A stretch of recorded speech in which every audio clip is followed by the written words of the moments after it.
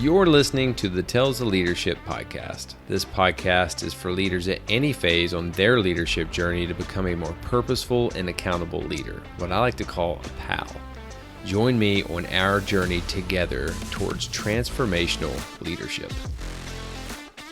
All right, team, welcome back to the Tales of Leadership podcast. I am your host, Josh McMillian. I am an active duty Army officer, an Army leadership coach, and the founder of McMillian Leadership Coaching. And I am on a mission to end toxic leadership by promoting transformational stories and skills. On today's episode, we're going to be bringing you a transformational leader in Nate Boyer. Nate joined the Army in 2005, and then he quickly earned his Green Beret status in 2006. He has done several tours in Iraq and Afghanistan and completed missions in Israel, Bulgaria, Greece, then transitioned to play football for the Texas Longhorns as a standout long snapper. Nate has received awards like the Disney Spirit Award, Legacy Award, showcasing his inspirational presence as a college football player. He's also been deeply involved in charity work, serving on fishing boats, volunteering for refugee camps, and continues to engage in various veteran service organizations. Nate believes anything is possible, and that mindset has allowed him to continue to chase hard things, being able to play for the NFL, for the Seahawks, and now getting into the film career. Nate, bottom line, is a purposeful, accountable leader. I wish I had longer opportunity to talk with him, but this is a great episode of getting into the mindset of Nate. So let's bring him on to the show. Nate, welcome to the Tales of podcast, brother. How you doing? I'm good. How are you? Dude, I can't complain. Another day of getting to serve my country and do something I absolutely love, which is talk about leadership with someone who is pretty incredible. So it's a great day. That's great. Well, hey, I know I'm not on camera, but please explain the cool stuff in the background real quick if you can. Oh, so the propaganda in the back? It's not propaganda. Yeah. So I've had a pretty historic career, I guess, in terms of like just being an infantryman. So starting off really down at the back, I got a 120 mortar round that when I was a mortar platoon leader at Fort Lewis, Washington, that my crew gave me that. The General Douglas MacArthur Leadership Award, I was humbled enough to win that. That was absolutely incredible in 2018. And right above that, I got my Tomahawk from my second company command. I'm currently serving in the Spartan Helmet organization. So PM Special Projects, it's a rapid acquisition force within SOCOM. And then my last unit gave me that badass Panda that you see with all the stuff that I absolutely love when I worked in small UAS. So I've kind of meshed everything together with the current books that I'm reading all the way through to my infantry blue cord and a little Batman boomerang that you see that takes the background up. Yeah, I thought for a second it was a Viking Lego, your Panda back there. Yeah. That's pretty sweet though. And also my other question was the mortar round sitting atop the Steelers flag. Oh yeah. Is that because you're blowing up the Steelers or you're a Steelers fan? Oh, I'm a Steelers fan. So I grew up in rural West Virginia, and we don't really have a team per se. So I went with geographic location. What is the closest team to where I live? And I've always been a Steelers fan. Cool, man. I love it, dude. I wish if I had something cool like that, we'd figure it out. I don't even have the lights on in here, you know. It's a dreary day in Austin, Texas. Dude, well, you're a busy man, dude. So I fully understand. But I would love to start with just take the time real quick to introduce yourself to the listeners. Who is Nate Boyer, even though you really don't need an introduction? Well, I joined the military. Actually signed up in 2004, didn't ship off to basic to early 2005. Had an 18 X-ray contract, which meant, for those that don't know, I was basically, I hadn't served before, and I had a special forces contract that if I, got through basic and finished airborne school and went through and completed a prep course, like a selection prep course, I could go to special forces selection after that. And I was 23 when I signed up, 24 when I shipped. And the first 5 years after high school, in some ways I'd felt like I'd wasted because I didn't really do anything particularly interesting, or I didn't really accomplish much of anything. I growing up, I loved sports. Football is my favorite sport. I grew up in the Bay Area, so I was a big Niner fan. Mm. Fortunate to have, the Super Bowl dynasty in the really in the 80s and 90s. So kind of the next dynasty after the Steelers dynasty, really. Yeah.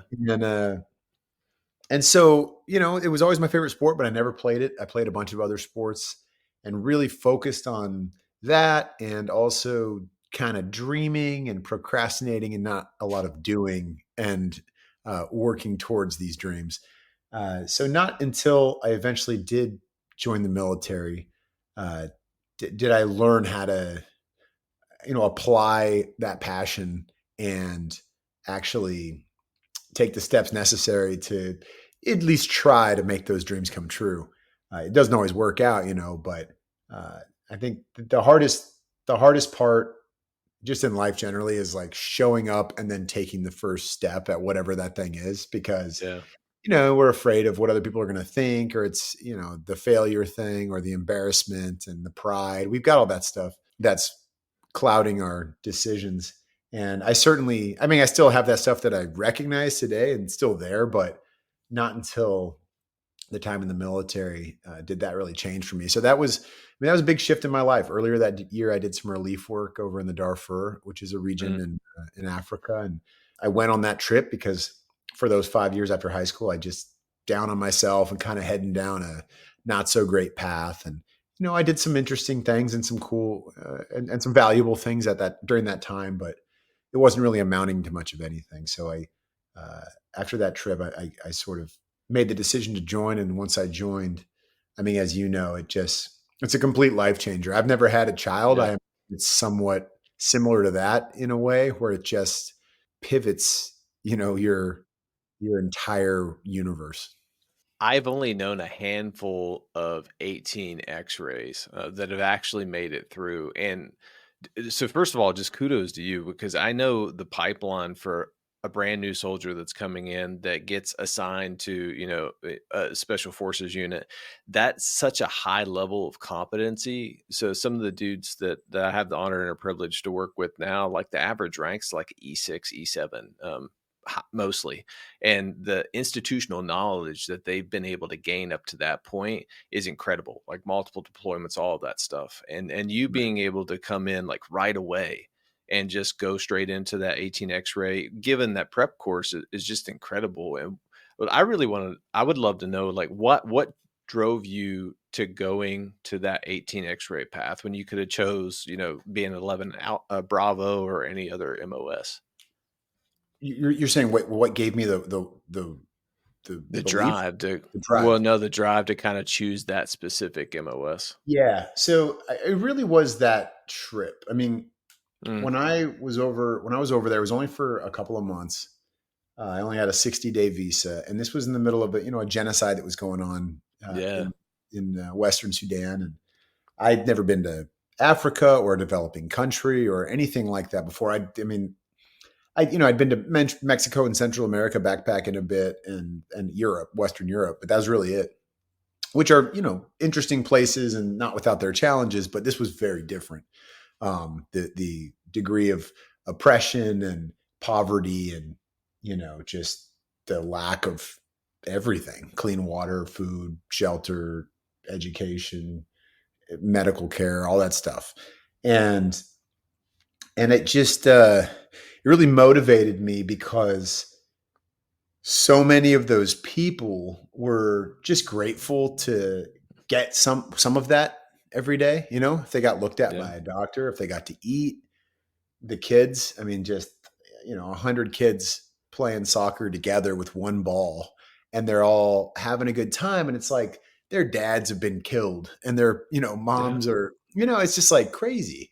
And this the perspective you gain, and it doesn't mean that you don't come back to the States and immediately rejoin the spoiled nation that we live in. Like, I do yeah, that. I complain about stuff that doesn't matter. And, I think that's a whole nother conversation maybe, but I think that's what leads to a lot of our depression and frustrations back home here because it is pretty good. It's not perfect, but it's pretty good. And there's a lot of opportunity, and the fact that you can do anything is also is cool, but also terrifying. It's just an open book. So the simplicity of things over there, but also the way they were. So many of those people were they wanted to just hear about America, and they were very grateful that someone would leave that place to go over there and help. And the reality was I wasn't doing anything spectacular. I'm not a doctor. I had no skills. You know what I mean? I just was there, and just a product of me being born here, which I had no say in. I was just lucky.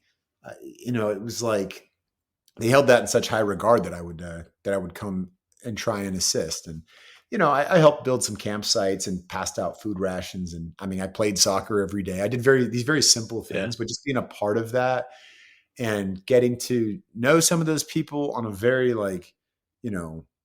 not shallow, but just like a very, authentic arm's level. distance level. Yeah. Like the language barrier and the cultural barrier, it's very different. And anybody that's been to, not just Iraq and Afghanistan, but anywhere that has a very different culture, there's often, unless you are deep into a conversation or a situation where you're living with these people for a very, very long time, it's hard to really get to know somebody. But what little communication I did have, I was just very inspired by their curiosity.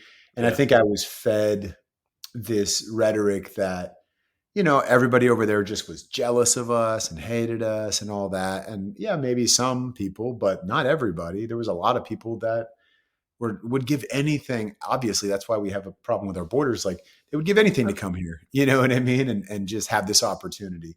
And there was some of these young men a couple of them at least had asked me, how do you join the military? I'm like, I don't know how to help you there, man. Like, that's a tough one. I'm not sure how that works coming from a place like that with the lack of resources and language and education and all that stuff. I don't know the answer to that. But I just thought wow, these people would, just for the chance at citizenship, or maybe they really want to just be a part of, this place that, is willing, a part of a group of people that are willing to sacrifice and defend, what we have here. And hopefully, at least my goal was, and I think a lot of people's was, to go, fight for those that can't fight for themselves in these other places and help give them a glimmer of hope, maybe a chance at one day obtaining similar freedoms and opportunities. And maybe not. Sometimes we fail. That's tough, but it was just all of the idea of that really inspired me to go join. So it wasn't anything that happened here. 9/11 definitely got me thinking about it and kind of opened my eyes to some things, but that wasn't okay, we got attacked and now I'm joining and, I want to fight back. And I'm not saying there's anything wrong with that. A lot of people did that and and gave up a lot and, God bless all of them, especially those that didn't come home. But my journey was just a little bit different. It was not until I spent time in a somewhat similar place, a place where there was a war affecting the people there, and spent time with those people and saw firsthand what that does, what that does to people, but also how much they persevere. And they, none of them, at least in this place, man, they didn't want us to just fix things and hold their hand and, feed them and just give them stuff. They wanted that, they had that pride too. And it was inspiring. And so that's why I wanted to come home and serve in the military. Yeah, I love that answer. And I always go Not just back military, to this. Sorry. Because to answer your question, the special forces specifically, because of that foreign internal defense piece, everything we do is by, with, and through indigenous forces. There is a hint of humanitarian work in what we do. And there's a lot of it, not a hint. And also that, it started really in Vietnam, but those guys, the original Green Berets that were over there were, fully embedded with these people and living with them and fighting alongside them and training them. And the idea of that, doing that specifically in the Army, was very appealing to me. And fortunately, the 18 X-ray program was around at that time. So I was able to do that. All right, team, let's take a quick break from this podcast. And I want to personally invite you to our private Facebook community that I call Purposeful Accountable Leaders, or PALS. And PALS is a community dedicated to inspiring and developing servant leaders by sharing transformational stories and skills, exactly what Tales of Leadership is all about. My goal is to build a community of like-minded leaders that can share lessons learned, ask questions, and celebrate wins when it happens. And my mission in life is clear. I will end toxic leadership by sharing transformational stories and skills, and you will find countless transformational leaders in this group. Many of them I have had the honor to serve with in the military. If you want to find a community that can help you grow both personally and professionally, we would love to have you. You can simply search Purposeful Accountable Leaders on Facebook or click the Leadership Resources tab in the show notes to join. I am looking forward to seeing you guys and continuing to grow together on our leadership journey. Back to the podcast. Yeah, that's awesome, brother. And you said a couple things that was interesting to me. Like, one is that at our country, all the possibilities that we have, and like I'm a testament to what you can do if you put your mind to it. You know, I come from rural West Virginia. No one in my family had a college education. I kind of just stumbled my way through all of that, getting my master's and doing all that, and then being able to talk to amazing people like you. If you set your mind to something, you can do it, but there's so many different excuses that we can find to not do something. And it always comes back, I think, down to me is like imposter syndrome. It's like almost having to fight our ego in a way of like, well, someone is going to think less of me, or maybe I'm going to fail, or maybe I'm not enough. And getting through those kind of negative thoughts to just actually go out and make progress. And you said another thing that I learned when I was in Afghanistan is just being authentic. I was able to develop such a deep level of relationships with the platoons and the companies that I was embedded with when we were over there in 2012. And it was me just taking the time to really get to know them better. And then there was that language barrier, like Pashto and Dari, in multiple languages. But just being like intentional with them and trying to sit down every day, have a meal with them, and do things with them and be curious. Exactly what you just said. Those are two nuggets that I really wanted to make sure that the listeners understood. Right. Yeah. I mean, I think yeah, you hit it on the head in a lot of ways there, but I saw something today that a friend of mine had posted, and, people say things, and there's all these great quotes out there that sort of Yeah. encapsulate a feeling. Right. And it was something along the lines of, when people tear you down, it's because they don't see that thing in them and they wish they did. You know what I mean? Yeah. And it's not just people tearing you down. I think we tear ourselves down too. It's like we just assume because, well, no one in my family did it, or I don't even know where to start, or that's for smart people, that's for strong people, that's Yeah. for, whatever. And we just like tell ourselves that story because it's easier to just do that and be like, well, yeah, I mean, like I wasn't built for that. I wasn't made for that. I mean, how many people in your life have told you, and I'm not like ripping them, but they'll say, oh, I just wasn't cut out for the military. Oh, there's Or so many people. I Yeah. wanted to do it, but I wasn't cut out for it. I was like, no, that's BS, man. Like, Yeah. trust me, there's plenty of people that joined, myself included, that were not cut out for it. Like we weren't, we were not created to just do this. We ended up choosing to do it, and and there's a lot of people that were far more capable than me that would have wanted to and didn't because they just thought they shouldn't or they couldn't. I mean, we put so many limitations on ourselves that just aren't real. They don't Yeah. actually exist because of societal pressures or peer pressures or whatever it is. These assumptions, and I don't know what that's called, but we all have that voice in our head, that just tells us those things, and maybe it is part of the ego, like you alluded to earlier, and just like a very negative part of it that is built to humiliate you in some way. Yeah. I don't know, but it's wild to think about because like if I hadn't have for whatever reason taken that trip and done that done those 2 months over there, and which led me to the military, which led me to all these other things. Like, Yeah. who knows how long I would have just continued to spiral and spin my wheels and just hate on myself. And once again, I'm not saying like I don't still struggle with negative self talk and all these things, but I recognize it, and I Yeah. think I know how to navigate it better.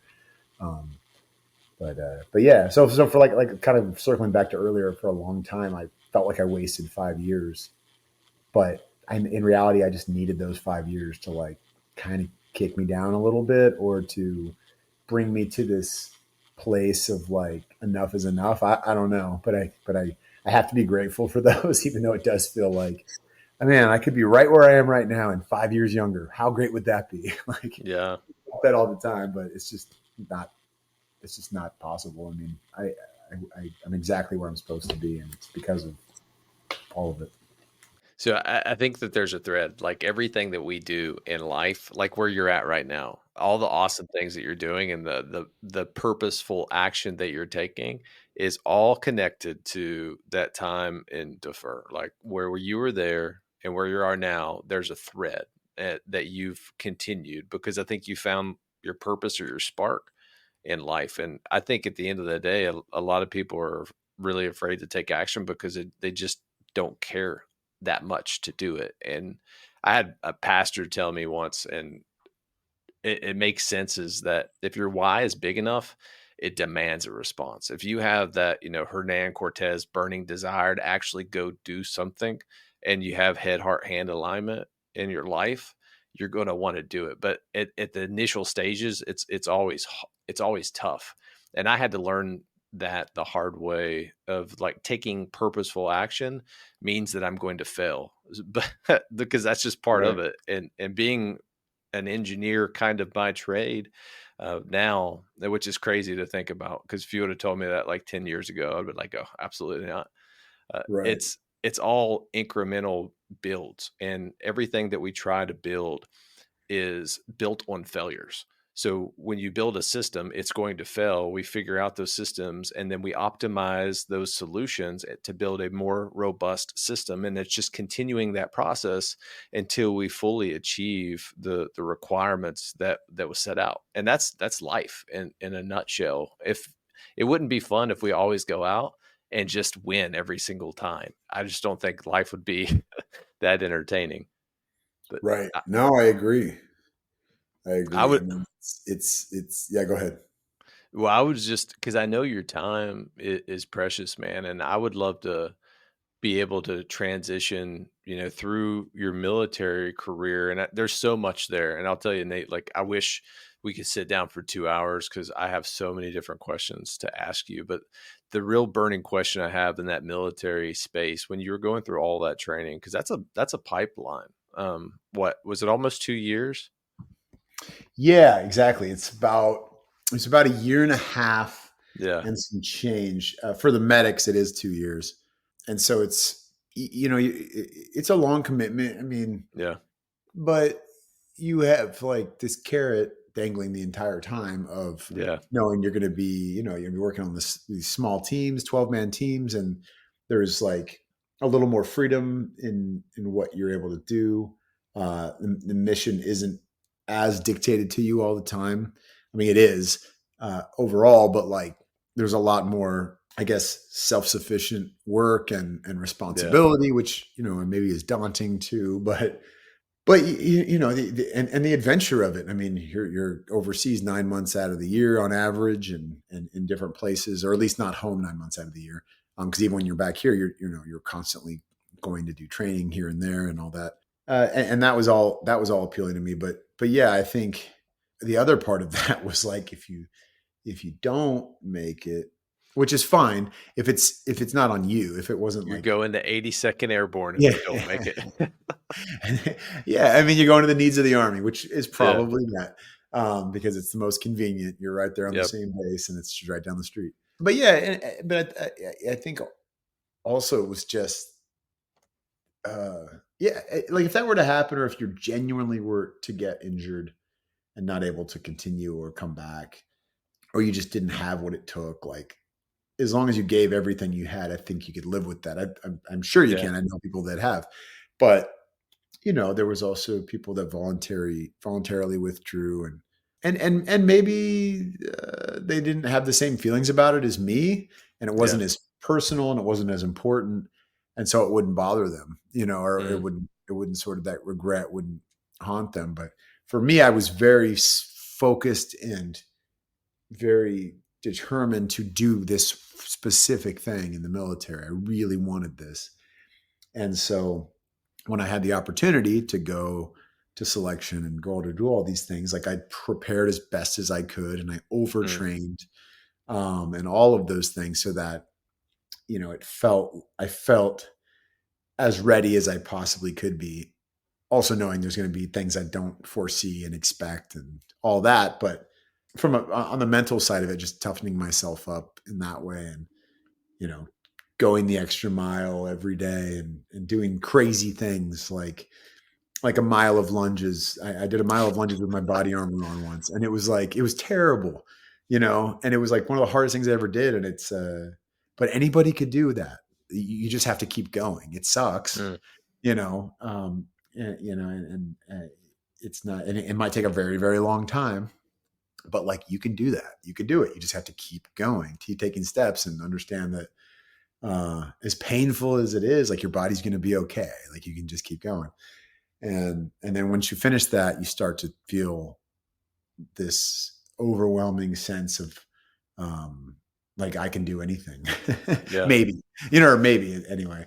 And I just have to go for it. And then it just sort of becomes contagious and multiplies, and that's how I got through. That's how I think all of us got through that training, was just pushing ourselves in preparation, and then also once we were out there and pushing one another, and just not giving any reason. That's the same way I made the football team later in life, in college, was just give them zero reason to cut me aside from my performance, which, or I guess performance isn't the right word. Ability, which may be Yeah. limited in some way. But for anything I can control, I can't control how high I can jump, even when I train for it. Like there's going to be a limit to that or whatever, but Mm. or how fast I can run a 40, or how fast I can run 10 miles with a rucksack on, or whatever. There's going to be limits to that, but anything I can control, just go all out in that regard, and hopefully they won't find a reason to let me go. I do. I love that focus on what you can control and what your strengths are, and be the best at that. And that mindset of anything is possible is contagious. I love that. And another thing you said is the rule of compounding, like stacking small wins upon each other creates a compounding effect over time of where we just continue to go forward and chase hard things. I would love to know that mental piece, brother. Like when you switched out of the military and you went to go the University of Texas, what was that transition like out of the military? And then again, just that transition to playing college football. Yeah, that was definitely different. That was Yeah. definitely I had this lingering regret from my childhood of not doing it, and it just it just hung with me through my time in the military. And I was 28 years old. I was on deployment in Iraq, and getting towards the end of that deployment, and I was up for reenlistment, and all these things were sort of Mm. happening, and I had to make a decision about what I was going to do next. And I decided to get out, and I decided to go to college. I figured if I don't go now, I'm never going to go. Yeah. And then I just was like, wherever I'm going to go, I'm going to try out for the football team. I was encouraged by a good friend of mine who was deployed with me at the time, Brad Keys, who unfortunately passed away in 2012. But Brad Mm. was, my best friend in the military, and definitely an inspiration to a lot of people, and a great, a leader, and just a solid battle buddy, like up and down, like the kind of guy that you always could rely on. He's always stepping out of his lane to help other people and kind of pick them up. And we all know those people in our lives, military or not, like Yeah. we all have those people that we just, you know who you're going to call when something's going down. And it's like, that was Brad. And, you know, he was the first person I had told that I was going to go try and do this. And, you know, he of course gave me crap about it at first, but that's only because that's just who he is. You know, it wasn't discouraging me in any way. And then I was thinking of going to a small school, and Brad was like, "No, you got to go to a big school if you do this, you know, because I know who you are, and it's going to bother you. You can't hold back here." And so I ended up going to Texas because I liked Austin, and you know, there's a legendary football program, and you know, I didn't know what I was going to play anyway, or where, or if. So I figured I'd go somewhere that I enjoyed the area, and you know, a good school, and you know, it's a good opportunity for me. And Texas just made a lot of sense, even though I didn't have any family or background there really, or history. I had an aunt and uncle and some cousins that lived in Dallas, but you know, I think I visited them one time, and I didn't know anybody in Austin. And yeah, it was a totally new experience, but I was excited for that. I mean, so was the military, so was going to the Darfur, and so this was just a new chapter and just a fresh page, and something that I was excited about and passionate about. So I just went. I just went for it, and you know, I started training in Iraq. I started trying to learn how to run routes and backpedal and all that fun stuff to see if I could figure out, you know, at least some of that before prepare myself as much as possible. And then, I got to Austin and ended up making the team and was on the scout team for that first year. And so, you know, wasn't playing, but identified a thankless job in long snapping, and simultaneously had re-enlisted into the Texas National Guard, into 19th Special The 19th Special Forces. Exactly. So I did that for the last, you know, for 4 years out here in Texas. And then, my sophomore year, I earned the starting job, and, you know, went back overseas a couple of times to Afghanistan, and practice long snapping over there any free time I had. And then, you know, do what we got to do. I would get attached to an ODA over there, and then come back for training camp and go to class and play football and be a college student. You know, it was a very interesting college experience, but it helped me a lot because I was older too. So it was already weird. It was already like a little odd, you know. Most of my friends were 10 years younger than me and on the football team, and it was just, it was what it was. But, you know, I made the best of it for sure. What were some of the common leadership lessons that you discovered from the military that transferred to being like a top athlete, especially at like the University of Texas? I think, train like you fight, you know, and also make whatever training you're doing, try to make it more difficult than what you'll experience on the field, whatever field that is. You know, those little things you learn when we're taught to shoot a pistol, from aim small, miss small, to slow is smooth is fast, and being patient with yourself through the process, which is hard. You know, I mean, we want to like, once we learn how to pull the pistol out of our holster, and we think we got the hang of it, then all of a sudden we're trying to do it too fast, and it affects everything else. All those things applied to learning the long snap of football and all of that. So I just, you know, giving yourself that grace is important. As far from a leadership standpoint, like the people that I always wanted to follow are the ones that would not only decide and delegate, but they wouldn't disappear afterwards. They would be, you know, on the ground mopping up whatever you got to mop up as a group, and you know, doing it with the smallest toothbrush. And so those are the kind of people that I wanted to follow, and ones that always had perspective. I mean, Mac Brown, our coach at Texas, was really good about that.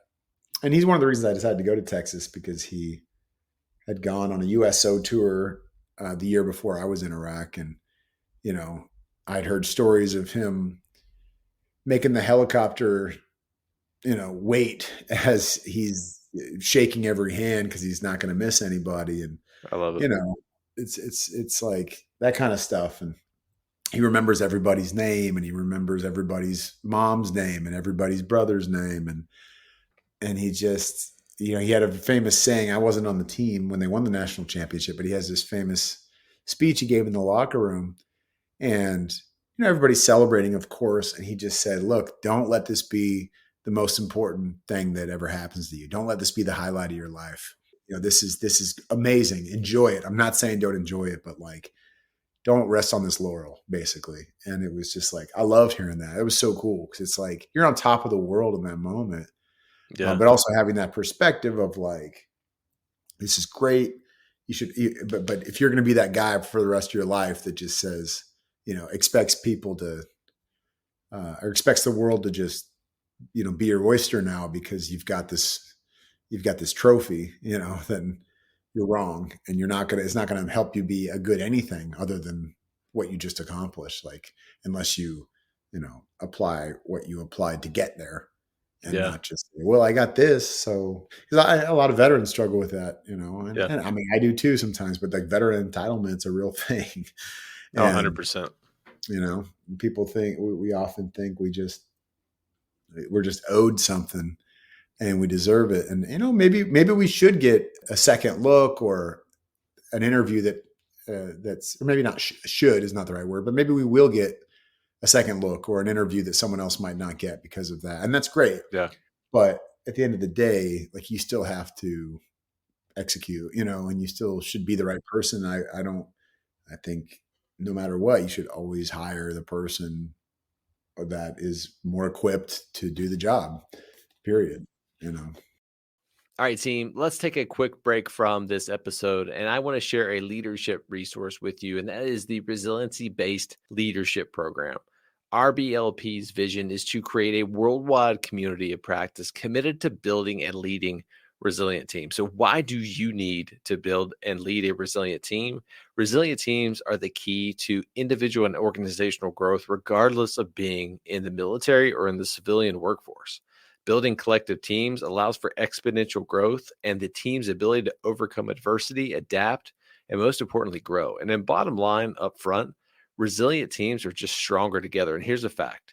99% of the people who take that course recommend it to others, and I'm one of them. I just completed my certification, and I highly recommend this. And the great news is it's most likely free to you. And if you're in the military, it is 100% free to you. And if you want to learn more, you can look in the show notes for this episode and find the link and use the discount code JMCMILLION, and that is also in the show notes. Back to the episode. I think that's spot on. Is like you pick the person based on their competency and if they're qualified for the position, and that's it. So transitioning from college, and I know we're almost up one time. You went to the NFL, right? And you played for the Seahawks. You played for them the same time that I was stationed at Fort Lewis or Joint Base Lewis McChord from 2011 to 2014. I was there. So that's awesome. And when I was going through and like looking through your history, I was like, oh, wow, he played for the Seahawks when I was there.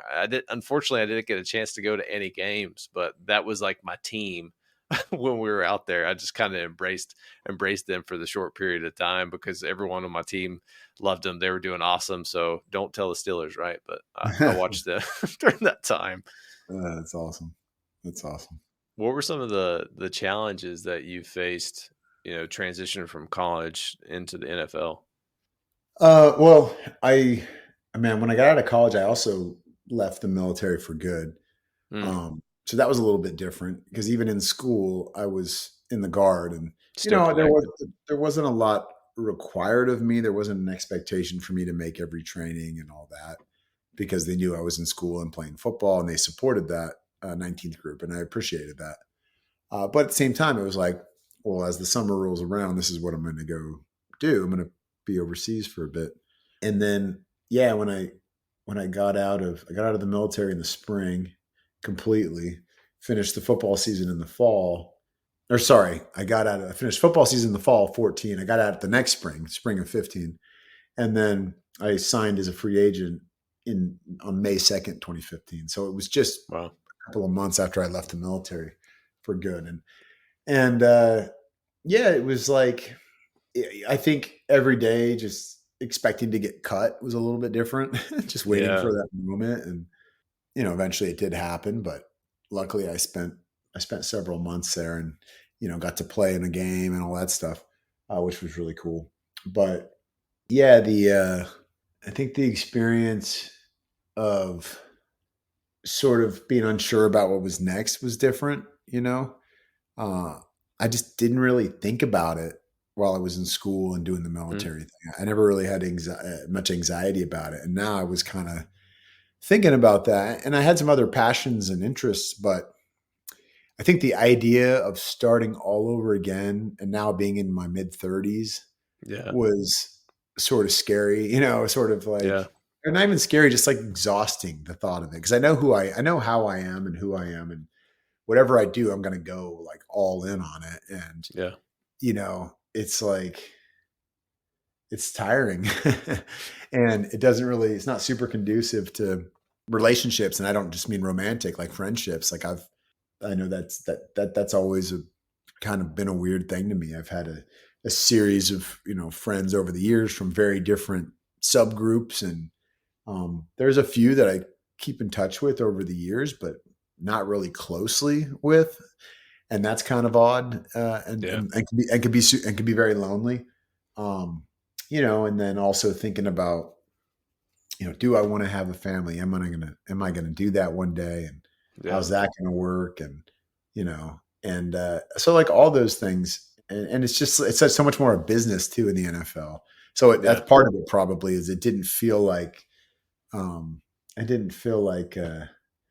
a club anymore. You know what I mean? And there was still the camaraderie. The Seahawks were very different, I think, than most NFL teams because of Pete Carroll. And Pete Carroll, another great leader, but also that culture he cultivated there was more like that college experience because he came from USC and was very successful. So he tried to keep that competitive mindset and really build camaraderie and the idea of, even though in the NFL, like these people in position groups often don't even know each other.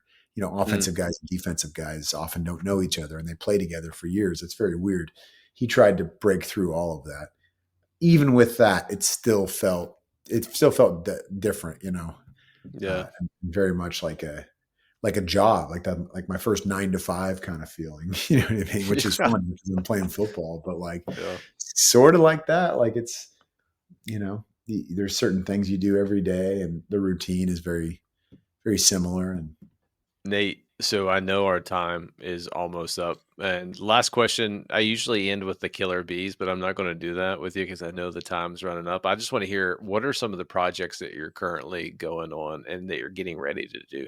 Yeah. So, when football ended, I thought about going back into the military.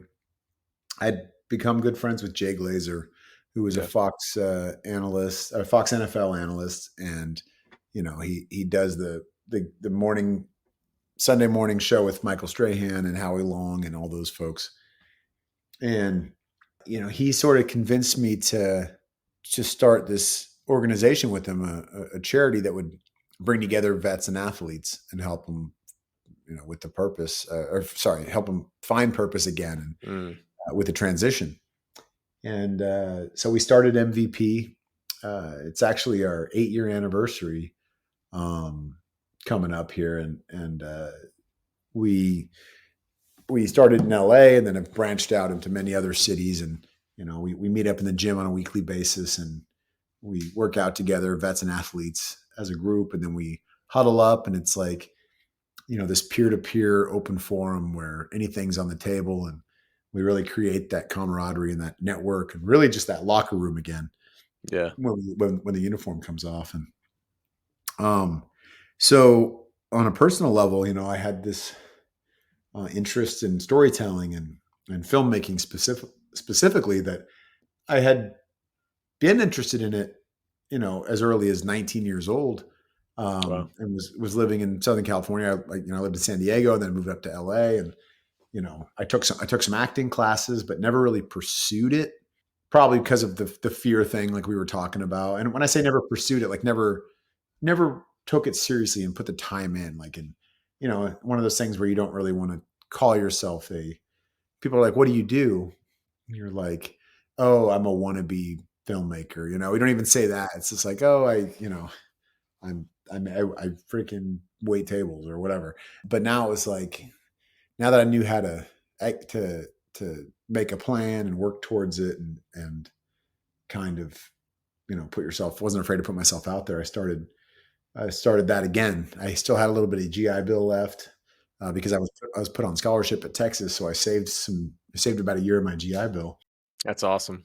I took some more classes and started acting, getting some acting gigs, and then co-created a few projects, and was doing some hosting. And then in 2020 during COVID, I directed my first movie, which is called MVP, and it's about our organization. And you can watch that on Showtime and Amazon Prime and Apple TV and a lot of places. But it really focuses on that journey of, in our story, it's a Marine who was living in a homeless shelter and a former NFL player, first year out of the league, and they meet each other and they're going through the same struggles, and they kind of help each other through it. So it's like, it's very much a story of MVP and about how we started. It's based on a true story with real people. And, Michael Strahan and Howie Long have a cameo in it. And so does Jay, and so does Randy Couture, and, Tom Arnold's in it. And then all the vets portrayed on screen are played by vets. And it was mostly vets behind the camera as well. So it was a really cool project. So did that. And then I hosted a Discovery Channel series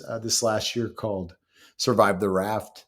And yeah, I'm gearing up to do more and make more and tell more stories. And yeah, God, I'm down for whatever. I'll just say that. Like, I'm always open to hearing ideas. And it's helpful when people come to you and they've already written something, or they know somebody that has. But yeah, I mean, this is what I love to do, and it feels like I'm on a team again when I'm out there shooting something. I just got done shooting a movie up in Ohio, and I didn't know 90% of the people when I got there, and by the end of the shoot, it's like they're your best friends. Yeah, So exactly. Nate, dude, this has been awesome, man. I really wish we would have had the opportunity to go deeper because I have so many questions for you. But thank you for your time, and thank you for everything you continue to do with that mindset. Anything is possible, brother.